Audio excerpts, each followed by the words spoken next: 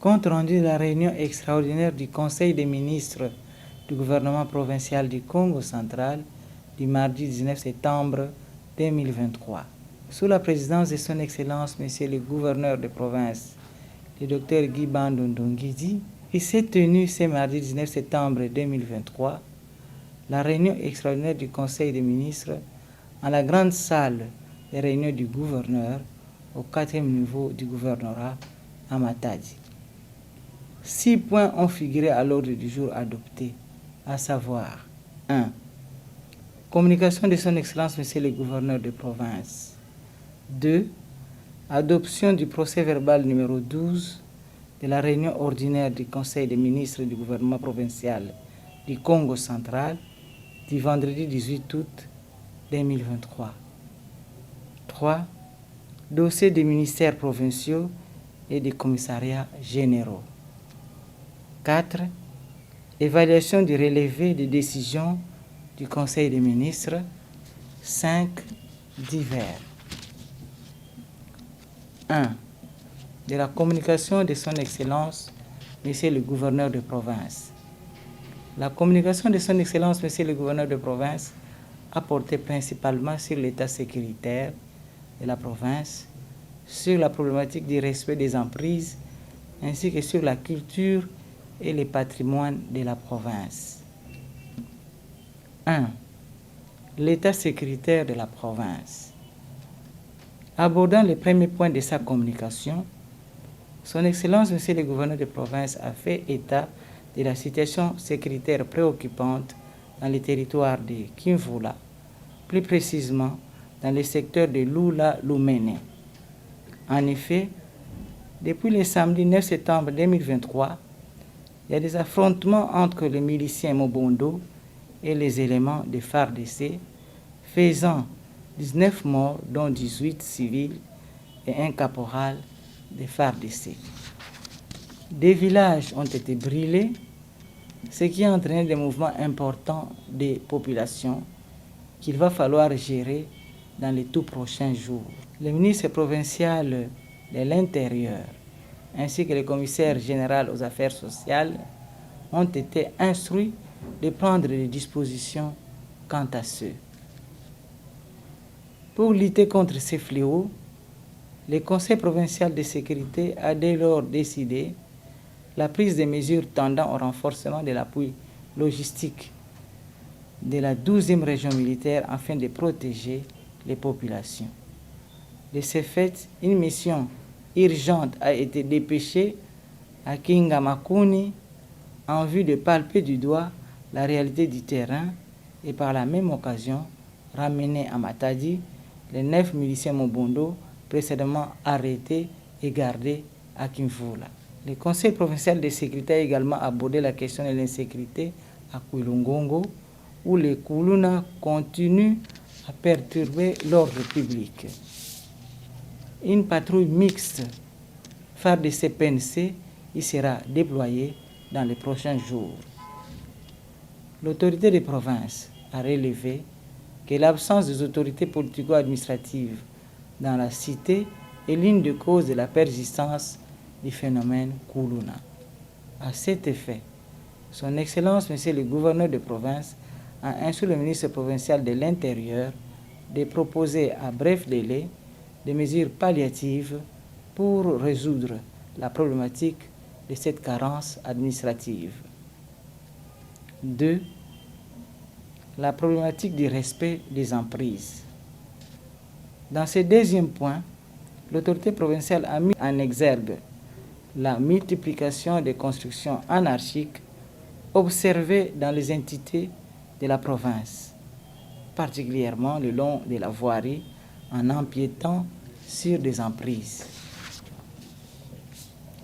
Cette situation demeure au centre de préoccupation de l'autorité, dès lors qu'elle touche directement à la sécurité des populations et de leurs biens, et provoque des embouteillages, particulièrement dans la ville de Matadi.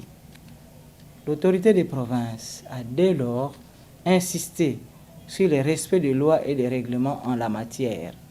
Il a rappelé les termes de l'article 1er de l'arrêté interministériel numéro 21 du 29 octobre 1993 portant application de la réglementation sur les servitudes qui interdit toute occupation, toute construction et tout lotissement dans les servitudes. À cet effet, l'autorité des provinces a instruit les commissaires généraux aux ITPR et à l'urbanisme de préparer un plan ambitieux tendant à faire respecter les servitudes en vue d'assurer l'assainissement des voiries. 3. La culture et le patrimoine de la province. Abordant les derniers points de sa communication, le chef de l'exécutif provincial a abordé un sujet qui lui tient particulièrement à cœur, à savoir la mise en valeur, la promotion ainsi que la sauvegarde du massif de Lovo. En effet, le massif de Lovo se trouve dans le nord de l'ancien royaume Congo.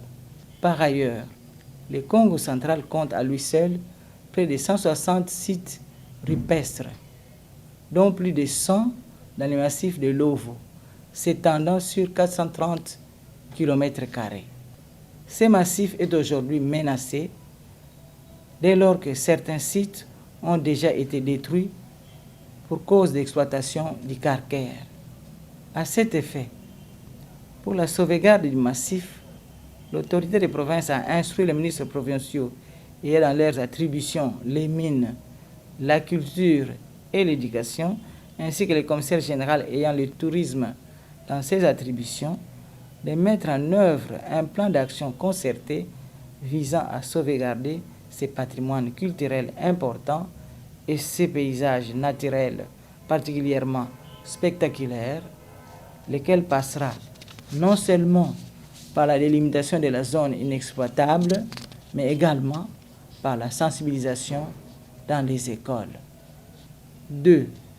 Adoption du procès-verbal numéro 12 de la réunion ordinaire du Conseil des ministres du gouvernement provincial du Congo central du vendredi 18 août 2023.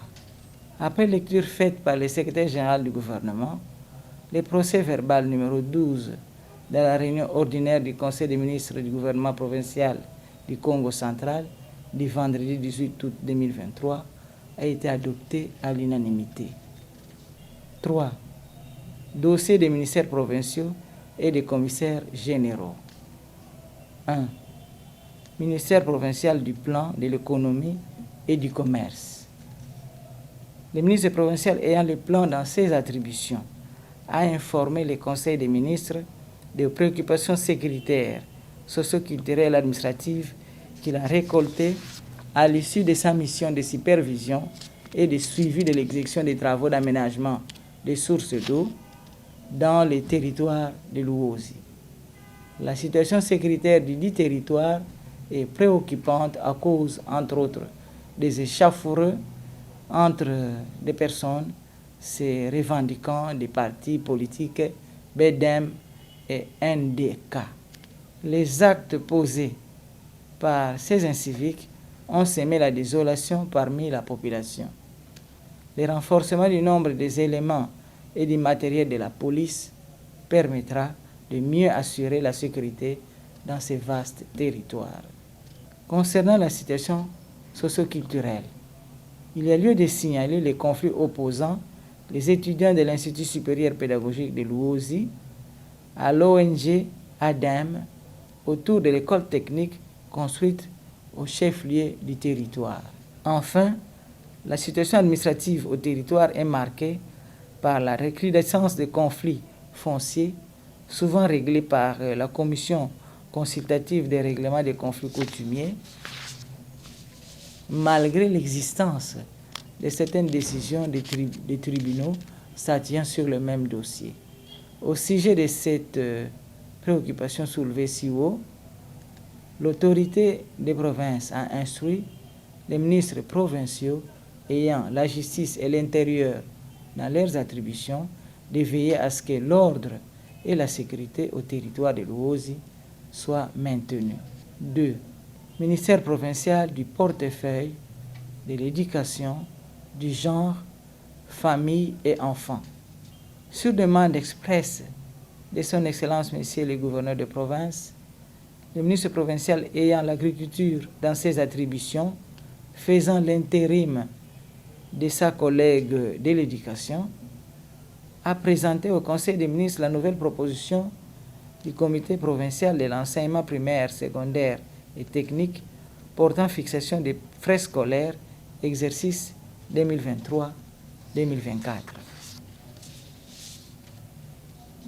Le comité provincial est tenu de l'exigence d'améliorer la qualité de l'enseignement par la bonne gouvernance et la redevabilité d'une part, et d'autre part, l'impératif de tenir compte de la précarité des conditions socio-économiques de la population.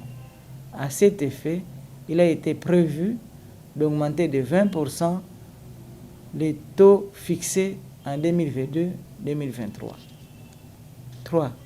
Commissariat général au PME, à l'artisanat et à l'industrie. Le commissaire général ayant le PME dans ses attributions a présenté au Conseil des ministres 2 dossiers relatifs à la dénonciation de la Fédération des entreprises du Congo sur l'entrée frauduleuse au Congo central du cimagri et des boissons gazeuses en provenance de l'Angola, ainsi que de la poursuite du processus de la collecte de la taxe d'estampillage au Congo central.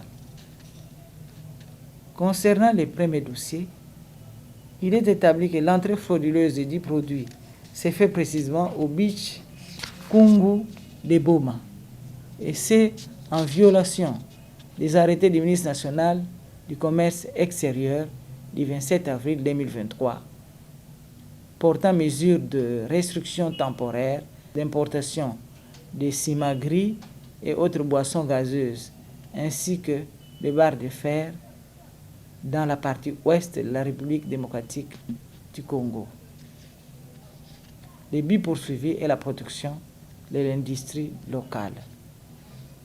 Pour le deuxième point, le commissaire général a informé les membres du Conseil des ministres que le processus de la perception de la taxe d'estampillage, qui est un des mécanismes de protection de l'industrie locale, est en voie de finalisation.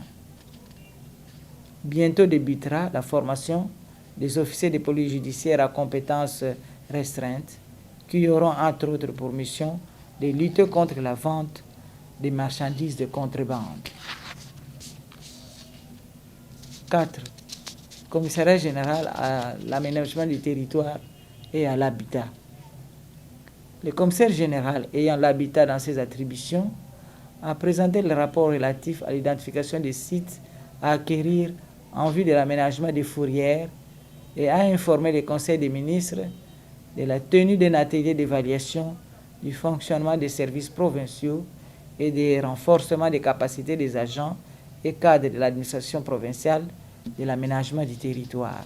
Concernant l'érection des fourrières, 5 sites ont été ciblés, à savoir les sites de la carrière Zengwe, les sites du village Ndouizi, les sites de Songololo, km 5, les sites de Boko, secteur, et les sites du village Selo. Dans le cadre de la poursuite du processus de la réforme de l'aménagement du territoire, l'atelier de renforcement des capacités placé sous le haut patronage de son Excellence Monsieur le gouverneur de province, si haut annoncé, animé par la délégation du ministère national de l'aménagement du territoire, s'est déroulé à Matadi du jeudi 7 au samedi 9 septembre 2023. 4. Évaluation du relevé des décisions du Conseil des ministres. Sur ces points, après un bref examen du relevé des décisions du Conseil des ministres, il a été recommandé aux ministres provinciaux et commissaires généraux de faire un rapport